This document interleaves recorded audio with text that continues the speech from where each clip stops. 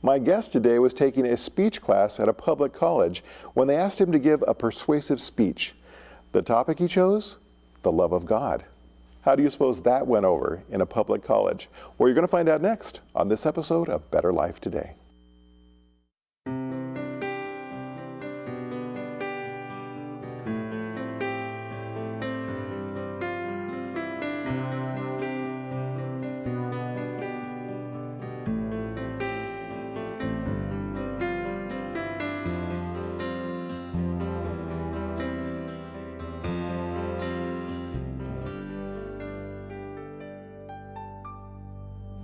Hello and welcome to this episode of Better Life Today. I'm Doug Garcia, and with me today is a special guest, David Machado. David, we're so glad to have you. It's good to be here. You're going to be sharing your testimony with us in just a moment. But first, before we get into that, would you tell us about what you're doing today? Yeah, currently I'm working at the Southeastern California Conference. I'm the Bible worker instructor there, and I happen to be doing evangelistic meetings quite often. In the summertime, I'm leading out literature and ministry programs like canvassing programs. Okay, you selling books door to door? That's right, yeah. Do you lead out with older folks, youth? Is it any? It's mostly youth. It's called Youth Rush, and so it's a 10-week program just for young people to help them get through school while spreading the gospel. I bet you get a lot of good stories from a program like that. Amazing stories, yeah. Well, we plan to do another program with you, and we want to hear some of the stories that have happened in your life, how the Lord has led through your ministry. But, looking at you, people might think, hey, this guy grew up in church. He's, been a Seventh-day Adventist or a Christian all his entire life. But you and I know different because the Lord had to get you. That's right. And we asked you to come on and share your testimony of what the Lord did to bring you into his fold. Absolutely. So would you mind sharing that with us? Absolutely. I did grow up in a Christian home. Both my parents are Christians. In fact, both my parents met at a Christian church. And we had a wonderful family. My mother's Puerto Rican, my father's Mexican, and just a wonderful life. But my God was not Jesus Christ at that time. Growing up, my dad is a diehard Laker fan, Los Angeles Laker fan, basketball fan. And so I grew up watching all the games. I would sleep with the basketball, would have dreams about playing basketball. And so my dream was to be a professional basketball player. And so I played, I worked at it. Ever since I was a kid, my dad would train me. But around the age of 6 years old, my dad and my mother got a divorce. And the dream kind of turned into a nightmare. My mother has a very large family. And in her family, a lot of them didn't know the Lord. They grew up in a Christian home as well, but they rebelled against it. And as a result, they got involved with drugs and things of that nature. Can I ask you, though, when the divorce happened, you hear people say the kids sometimes blame themselves. Did you blame yourself? Or? I don't know if I thought of it was my fault or anything like that. I mostly was just confused. Like, where's Dad? Yeah. Why are we moving? Why am I sleeping on someone's floor this night and some other house another night? And it was just it was a time of drama in my life, confusion in my life. Big disruption. Absolutely. Yeah, and so I remember one particular time, my mother was the first one who took care of my sister and myself, my younger sister. And I remember we went in to stay with her in an apartment, and I didn't know that her older brother was there, one of her older brothers. She has 12 brothers and sisters. Okay. And I remember one night, my dad was a Christian, very good Christian, and he would always teach us to pray when we would go to bed, before we went to bed. And I remember that particular night, I was kneeling down to pray, and I just heard a very distinct voice, and it said, "Get out." And immediately, I opened up my eyes thinking, there's no other man in this room. I heard a man's voice very clearly say, "Get out." Did you hear it audibly or in your head? I heard it in my head. But I thought it was strong. It was very strong. The impression was strong. I thought literally it was someone standing right next to me. But it was only my mother and my sister in the bed. And so I turned to my mother and my sister in the bed that we were going to be all sleeping in. I said, Mom, I think we need to get out of here. I think I heard something. Something told me we need to get out. She said, "No, mijo, it's going to be okay. Don't worry about it." Now, how old were you again? I was about 7 years old. Okay. Yeah, and so I remember going to bed, and I had a dream, and I'll never forget this dream. In this dream, I remember there was a bunch of angels flying around saying, "David, get up. David, get out." And I remember I opened up my eyes, and sure enough, I woke up and I heard screaming coming in from the living room. Wow. And I could smell drugs just perfuming the room, just coming into our bedroom, my mother's bedroom. And my mother was crying, my sister was crying, and I was confused. I'm like, what is going on? And so my mother said very quickly, David, go and lock the bedroom door. And so I ran off to lock the bedroom door. And luckily, we were on the bottom of the apartment complex. We weren't on the second floor. And so I opened up the bedroom window, and my mother went out, my sister went out to help her out, and then I was the last one out. And we ran over to a neighbor friend that was right close by, and I could hear my uncle screaming, just yelling. And I was thinking, what in the world is happening here? And I remember I was laying on the floor and I was shaking in my mother's friend's apartment. And all of a sudden I heard this big bang. My uncle had broken the bedroom door that we were staying in. And he said, where are you? I'm gonna kill you. Where are you? Oh, man. And so from a young life, I saw a lot of terrible things. My uncle several times tried to get us to kill us. I literally saw my uncle, two of my uncles, pull out one of my aunt's hair right in front of me because she was trying to stop them from killing each other, so they ganged up on her.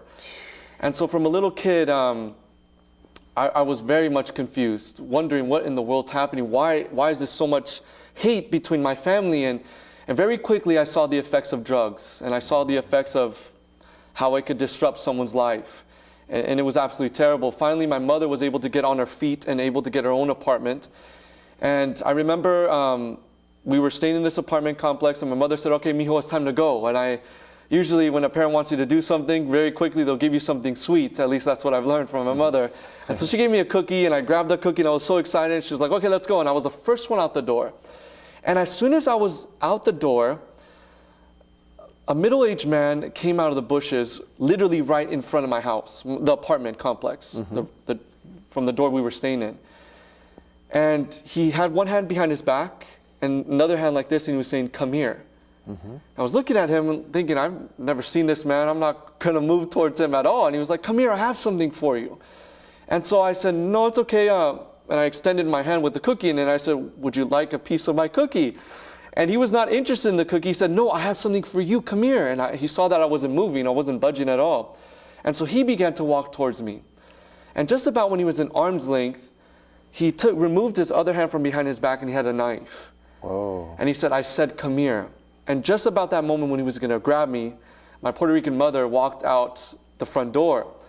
And her eyes caught his eyes. And I don't know if you've ever seen a Puerto Rican mother angry, but it's something else.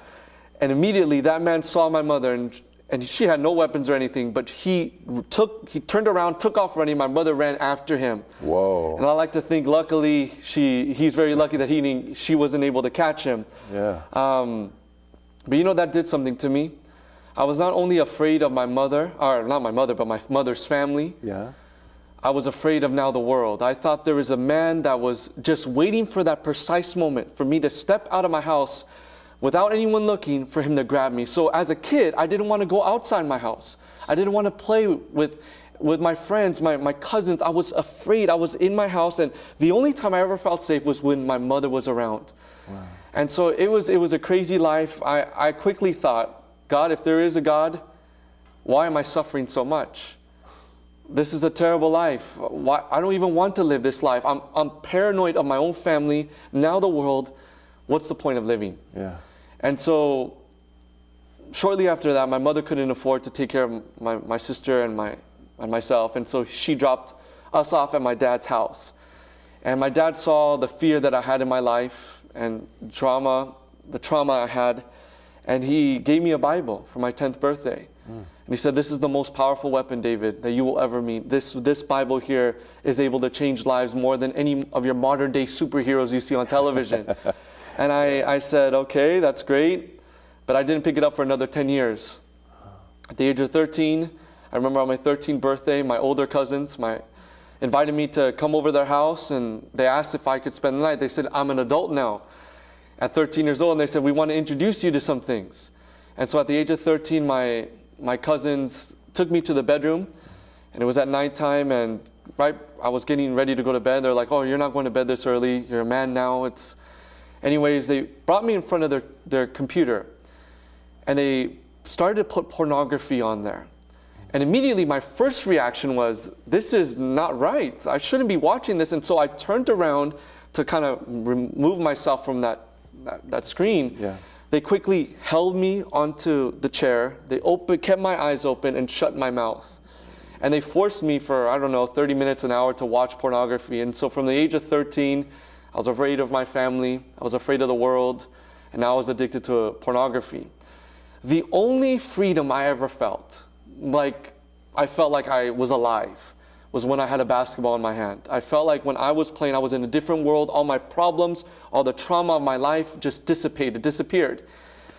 And I remember it was my high school game. It was I was a senior in high school, and we were playing the top team in our league, and we were ranked 4th, and they were ranked number 1. And we had to win this game in order to make it to the playoffs. And I remember the score was 60-60, 30 seconds left on the clock. Mm-hmm. And the coach huddled us up, and he said, listen, there is scouts out here, there's recruiters, there's newspaper people out here. Who wants to win this game? This could be the beginning of your future career. And for me, that sounded really good because that's what I wanted to do. I wanted to become a professional basketball player. Anyways, I said, I want the ball. I was a shooting guard. I shot from the 3-point line and beyond. I said, I want the ball. So they made a play, and at that particular game, I had already made like 7 3-pointers. And so I was pretty on fire, as they would say. And so 30 seconds left, the point guard brought it to half court. They threw the ball to me on top of the key. There was 10 seconds left. I could hear the audience. I faked the shot, put the guy in a popcorn machine. I ran down the center. I heard the audience saying 3, 2, and I shot the ball. And as soon as that left my fingers, the buzzer went off and the ball went in. And I thought, this is life. The recruiters were there talking about different schools I could go to, the newspaper people that were there, and I felt like I was on top of the world. But the very next day, I was wearing my Leatherman jacket, with my name and all my badges and stuff, and people forgot about it. People forgot about them lifting me up and saying you're a hero and all this stuff. And it was incredible because I thought, wait a minute, I'm a hero, I'm a legend now. What's going on? No, they forgot about it. And I quickly started to think, maybe this is how it is in the real world. You may make it to the very top, but people forget about it. And you remain you have that same feeling you had before, emptiness. And so very quickly I started getting involved with the wrong crowd. I started going to clubs and started getting involved with people that were in gangs. And at what age now? I was about 17 years old, 18 years old. And I never did drugs in my life. The trauma that I went through as a kid, every time I tried it, I couldn't do it. Yeah, you didn't want to end up like I didn't want to end up like they ruined my life, so why would I want to ruin other people's lives and myself as well? Wow. But I was around it all the time. Wow. And finally, my graduate... Well, before you transition to your next thought, we do need to take a break. Okay. But stay with us because we're going to get into how God finally got you in the very end there. That's right. And what you've been doing since. So stay with us. We'll be right back after this. Welcome back to Better Life Today. My guest is David Machado. David, we're so glad to have you on here. You've been sharing your testimony of how the Lord rescued you from as a young man going on. And where we left off was you were getting involved with the wrong people around 17 or 18 years old. Mm-hmm. What else happened? Yeah, I was getting involved with the wrong people. And on graduation weekend of my high school, instead of walking with my graduating class, I was going to be going to jail with a felony on my record because of some of the mischief I was getting involved with. And it really woke me up to a certain degree because everything that my father had worked for us as a single parent, putting me through a very expensive school, he worked really hard to do that. And now I felt like it was all wasted because of all the trouble I was getting into. Was it a Christian school? It was a Christian school, yeah. My father is a very hardcore, he's a Christian. He's actually a Seventh-day Adventist. He wanted you to have the best. He wanted me to have the best. He didn't have the best. He never had a father figure in his life. And so he was the best that I think anyone could ever dream of. But I totally wasted my high school years living a contrary lifestyle. And so in high school, I got into trouble, and the principal of that school really showed me Jesus. He said, he was a brand new principal at that school, and he said, listen, if you ever get in trouble and you are aware that you did something wrong, if you come to me, no matter what it is, I will do whatever it takes, not only to forgive you, but to limit the amount of punishment that you deserve. And so I remember I heard that, and I remember, wait a minute, I'm about to get into a lot of trouble, and had to do with the school and now going to jail. And so I went to him and I said, I confessed, the mischief I was doing.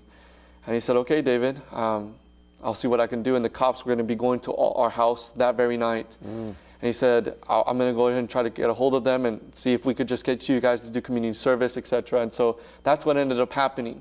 Was instead of spending some time in jail with something on my record for doing just mischief, dumb stuff, he forgave us, and he just gave us the smallest amount of punishment one could get for it.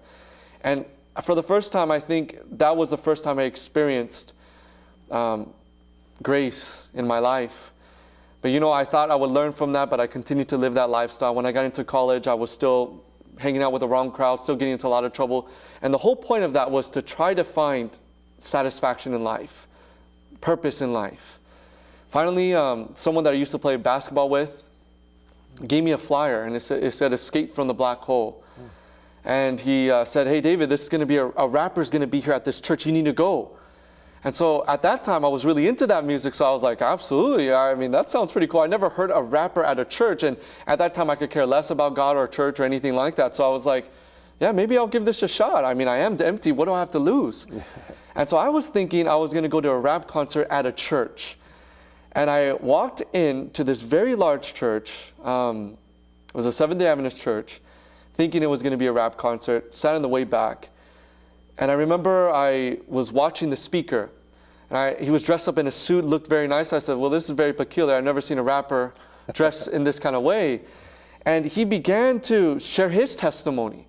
And I was sitting there thinking, wait a minute, I thought he was going to rap. I got tricked. And at first I was getting really angry, getting frustrated, like this guy tricked me. How dare him? And I began to listen, though. I said, well, I'm here, might as well listen. And he began to share with the audience there how God had turned his life around. How in the early 90s he was on MTV, BET, Rhapsody, he was on all of it. He had an $800,000 contract that he turned down because he found God. And I was sitting there thinking, like, wait a minute, this guy had what I'm after, money, fame, and yet he turned it down because of this God. Wait a minute, this God has ruined my life though, but this God has changed his life. Maybe there's a misunderstanding of God's character that I'm not aware of. And so I began to listen, and he began to share how God had changed his life and the distractions the enemy has. Anyway, long story short, I guess long sermon cut short, he made an appeal. And he said, whoever wants to give their life to God for the first time, I want to invite you to come to the front. It's the first time I ever heard an appeal, and I said to myself, the first thing that the devil whispered in my ear was, David, you've gone too far. I mean, you grew up with a good father. You knew what was right. You knew what was wrong. But you abandoned it all. You lived a reckless life. There's no way God would want you. You've committed the unpardonable sin. Just forget about it. It's over.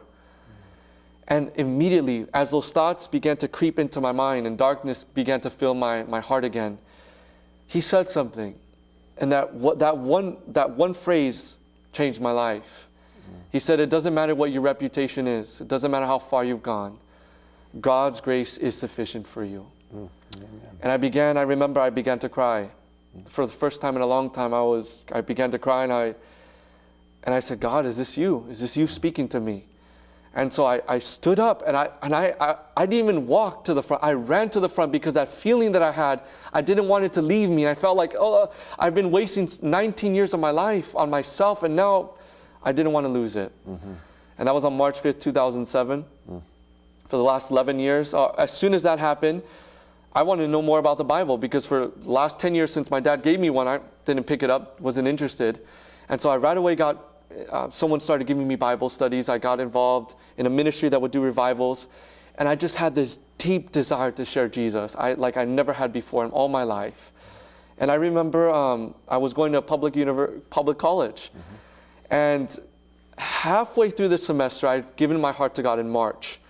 And I was taking a speech class because public speaking was my number one fear. And I still thought if I was going to be a professional basketball player, these guys are not nervous in front of the camera. So I better learn how to remove this fear from my life. So I was taking this public speech class, And we were getting to the most important speech in the class. We already done several speeches, but this was a persuasive speech. It was worth most of our grade. And this is a public college. And all I wanted to talk about was Jesus. And I barely knew anything about him, but I knew enough that I wanted to talk about him. And so I remember we were sitting in the class and the teacher was going through the names. Okay, what do you want to talk about? What do you want to talk about? They finally got to me and I said, I would like to persuade the classroom that the love of God is real. And there was this silent, eerie feeling.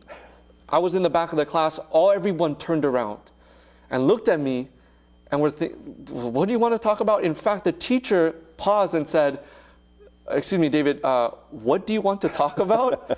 And I said, I want to talk about the love of God and I want to talk about how it's real. And he was like, okay, he wrote it down on his paper and everyone was just looking at me like, well, he's going to fail that. And I went home and I felt like, what in the world have I done? Lord, I barely started reading the Bible. I barely know anything about you. But what I do know is you've changed my life. I'm no longer running with the same crowd. I have a purpose. I have a sense of satisfaction. I wake up and I feel good about myself. I feel like I have a purpose, a drive. And I quickly went into the backyard, began to pray. I said, God, give me something to give. And so I sat down and God just filled my mind with things to write. And I remember it was an 8-minute speech. I was standing in front of the class, sweating. My hands were sweaty. Everything was sweaty. And I was like, Lord, what am I doing? Wow. And God put a word in my mouth. At the end of those 8 minutes, the classroom, many of the students who weren't Christians were crying. In fact, there was a friend of mine who was a Buddhist that I met in the class. He was crying. And at the end of the speech, it was as if the crowd, the people wanted to clap, but their hearts were being so moved they couldn't move. And the Buddhist guy turned to me and said, David, can you teach me about this man? This man, Jesus. I'm experiencing something I've never experienced in all my life. Can you share it with me? And I started a public, club in that public university about Jesus. And many people started coming and it was an incredible time in my life. And after that, David, before we get into how your life transitioned into a work for God, I was thinking there might be people in our audience whose lives reflect some of the things you've already mentioned. They maybe are, wasting away their years, or they've made mistakes that they think are too far, too bad. And they've not made that choice to grab a hold of the Savior like you did. What would you tell those people? If you could. I mean, the first thing I would tell you is my life wasn't perfect. I made a lot of mistakes. I thought I was lost forever. And I grew up in an abusive home, saw family members addicted to drugs. But what I saw was this, God's grace is sufficient. No matter how far you've gone, there's a Savior who has died for every single sin that you've ever committed. And right now, He's pleading with you. Right now, you may be thinking, I want to end my life. I want to give up on this God. I'm telling you right now, don't give up. Jesus is talking to you now. And He has a future for you. In the past, you may have sensed, at the present, you may feel like I have nothing to live for. But if I was able to look back, I have 11 years now, I'm living the dream life. Travel the world, preaching the gospel, and I never would have thought that. And I know that God has a plan just for you to make that happen. Someone in the audience may want to get in contact with you. They may want to dialogue with you. You have an email address that's available that they could do that with. Let's put that up on the screen. And what would that email address be? It's Revelation of Love Seminar @gmail.com. Say it again, please. Revelation of Love Seminar @gmail.com. Very good. They can reach you, and you'll be happy to answer questions. Absolutely. Or recommend Anytime. Things to them. Well, that was an amazing thing at that public college. What did the teacher say anything? My sister went to that public college. He gave me a good grade. I didn't fail. I got an A in that class. And my sister took that class a couple years later. And he said, oh, you're Machado. You related to David? He tried to convert me. And so it was quite funny, but he had at least that impression. Wow. Well, David, I've been enjoying your testimony. The Lord has brought you a long way. We only have a couple minutes left. Can you tell the audience what you're doing now, or where the Lord led you shortly thereafter? Right away I went to, I wanted to do theology. I wanted to preach, do evangelism. And so I got my bachelor's in theology. Right now I'm working in my master's. and I'm working at Southeastern California Conference. I'm there as a Bible worker instructor, so I train people how to give Bible studies, and I hold evangelistic meetings all over. And right now, I'm doing one right now, and I'm currently going to be doing more. So tell me, how does it feel when you present to somebody and you see them give their lives over to Christ? What feeling do you have? You know, no words can really describe it. No amount of money can really give you that experience, and it's been just a dream. Now you've had a rough, you mentioned your rough life and the things you went through. Has any of that been helpful as you've ministered to others? Absolutely. My uncle that tried to kill me a number of times, Yeah. I had an intense hatred for him. But when I gave my life to God, he put a love for me, for me, in my heart. And I gave him Bible studies. He gave his life to God. Really? And he now goes to prisons telling prisoners that they could be free from the addictions and the abuse that he had in his life. That is amazing. And what about your father? How does he feel about all of this? Oh, my dad said, David, now I could sleep at peace now. My mother the same, and I have some stories about that maybe on another presentation we'll share, but It's been a dream, and I know God has a dream for every person that's watching this program. Wow. Well, you went through a lot, and the Lord protected you, and I just can't believe it. But he brought you to a better place, and you're having the time of your life. That's right. I have a better life. Yes, and that's what we want for our audience too. So friends, if you've been blessed by hearing David's testimony, give him a shot, email him, or call us. We'd be happy to hear about it. But there's so much better for you than what much of the world takes on. So take advantage of that and grab hold of it, and God will bless you. Now, David, we want to talk about some of the things that have happened in your work, the miracles that have happened, the stories that have happened. There's much more to tell. So we're going to do a second program. Okay? So friends, if you see this program, know that there's a second program you need to see too. So thank you for joining us, David. We appreciate you being here, and we'll look forward to the stories in the next program. So friends, stay with us and join us for the next Better Life Today.